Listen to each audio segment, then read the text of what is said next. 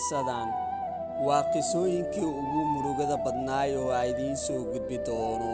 qisadan waxa ay ahayd gabar waxayna aad u jecleed wiil, isla markaasna waxa ay u soo bandhigatay xiriirkii jacaylka ay u qabtay.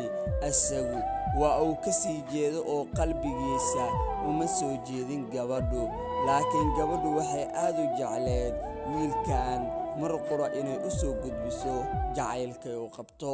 waxaad ka daawanaysiin barta YouTube-ka aan ku leenahay Socdaal 24, aaladdeena Facebook-ga iyo TikTok-ga.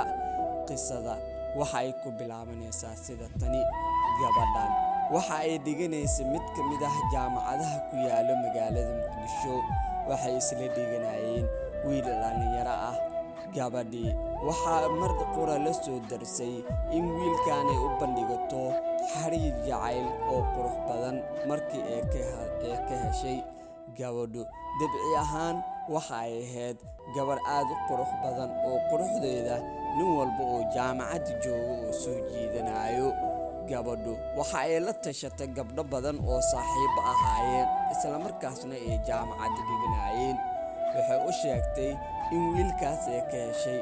gabadhii waxa ay isku dayday xiriir walbo iyo dhan walba ay ka soo mari karto in wiilkaas ay isku daydo sidii ugu sheegi lahayd xiriirka jacayl ee quruxda badan ee u dhexeeyo.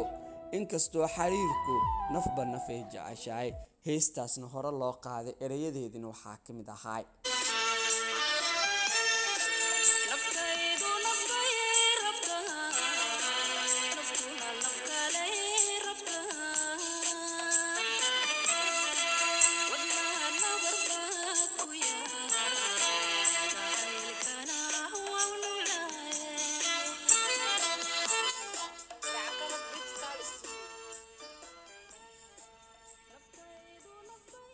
gabadhu sidaas ayay u hadlaysay oo ereyadaas suugaaneed ayay mar walba qalbigeeda ka dhaadhici jirtay.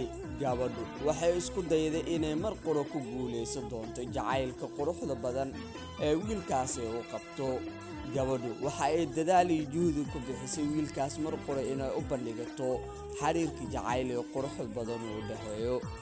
gabadhu wiilku waa uu ka sii jeestaa mar walba ay kulmaanne waxay isku dayi jirtay inuu u sheegato jacaylka. wiilku sidoo kale wuxuu lahaa mooto oo markaas ku shaqaynayay. sidoo kale wiilku wuxuu lahaa balwad. maalin ayay qabatay, markaas ayay gabadhii ku dhahday, aboowe maad iska daysid balwadda. maalinkii ereygaas ay dhahday kadib waxa uu sameeyey wiilkii inuu dhammaan aaladaha farandiska ay ka ahaayeen oo ka baloogareeyo. gabadhii aad ayay ugu murugootay, waxayna weysay wiilkii meel ay ka soo xiriiriso. xaaladuna waa ay ku sii xumaatay. maalinkii dambe isaga oo gabdho badan la jooga ayay dhahday, waxaa tahay kan ugu foosha xun dunidaan. hadalkeeda gabadha ma oosan jirin qalbiga, laakiin waxa ay rabtay inay soo jeediso si markaas oo la kaftamo hadalkeedana hadalla badan oo ugu dhex baxsado. markii wiilkii intaas la dhahay aad ayuu ugu carooday uuna ka xumaaday. dirbadiiba halkaas ayuuna ugu dhaqaaqay gabadhii waxay isku dayday maadaama wiilkan uu saaxiib la yahay gabdhaha dhaqanka xun in markaas uu saaxiib la noqoto ama ay samayso gabdhaha dhaqanka xun calaamadahooda si markaas wiilkii uu jeclaado. gabadhii waxa ay ka tagtay salaadii waxayna ku noqotay seegseeg. sidoo kale waxa ay soo qaadi jirtay dharka khafiifka ah oo isla markaas jirkeedii soo sawiraayo. wiilkii dabcigiisa xoogaa aad ayuu u soo dabcay, inkastoo uu rajeynayay een ahayd in gabadhan uu ka faa'iidaysto. gabadhii waa uu ka faa'iidaystay, waxayna qaaday uur. xaaladuna aad ayay ugu xumaatay ayada oo looga faa'iidaystay jacaylka isla markaas wiilkay uu qabto. gabadhii muddo markii uurkii ay qarinaysa kadib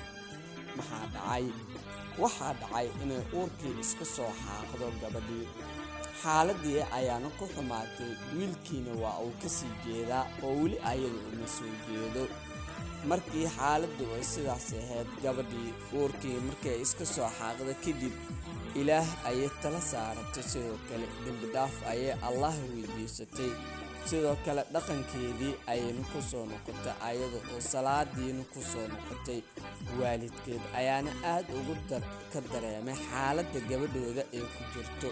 Sidoo kale markii xaaladdu ay halkaas maraysay, gabadhii waxa ay samaysay qof walba oo aaladan ama qof walba oo nin ahaa oo markaas friendisi ahaayeen way bloggareysay oo blog ayay iska saartay. sheekadu waxay ku soo gabagabaysay dhammaan saaxiibada ku xiran barta YouTube-ka Socdaal 24. waxaan ka codsanayaa in talo tii rabbi weeye in talo midda ugu qurxoonaysiiyaan. waxaan ka cabsanayaa haddii uu guursado ninkaas anigu inaan isdhaafiyo nafsadeeda ayay dhahday. waxaa laga yaabaa inaan isdilo maadaama aan jeclahay asagu weli waan jeclahay jacaylkiina ma iga aqbalaayo. maxaan sameeyaa? dhammaan saaxiibada ku xiran barta YouTube-ka Socdaal 24 waxaan ka codsanayaa talo wanaagsan inay soo siiyaan si qalbigayga uu dego ayay gabadhaas inga codsatay. waxaan rajeynayaa talooyin qurux badan in qaybta commentiga aad ugu reebi doontiin si ayadana u akhrisato. waxaa idiin soo gudbinayaa anigoo ah Mahad Abuukar Maxamed Mahad Socdaal. intaa ku kulmi doono kasi noocan oo kale ah sidaasi nabadgelyo. jacaylka ha laga rumeeyo oo ha laga run sheego.